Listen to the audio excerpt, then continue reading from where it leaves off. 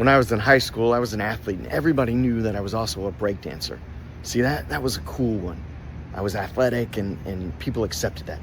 But what I hid was that I actually trained in dance also. I was afraid of being judged by them, something maybe they didn't understand. So where in your life are you keeping quiet? Are you playing small so that people don't judge you? I'd love for you to leave it in the comments so I can read them and respond. Follow me for more. So my junior year in high school, a ballet company came and we had a assembly, and they did a small performance, and then they did some demonstrations where they actually brought up a couple of the really strong elite football players we had. And they demonstrated a couple lifts, and then they had the football players lift the girls. And the football players were able to do it, but it looked a little bit more of a struggle. They were almost like they were lifting weights at the weight room.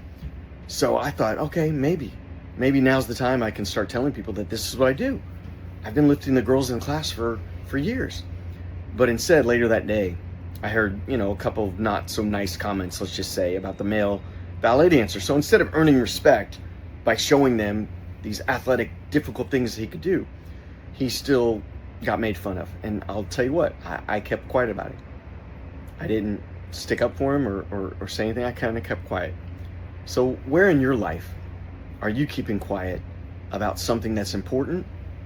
And maybe it's time to start letting those go. One time in high school, I told a classmate I was going to go watch a dance showcase.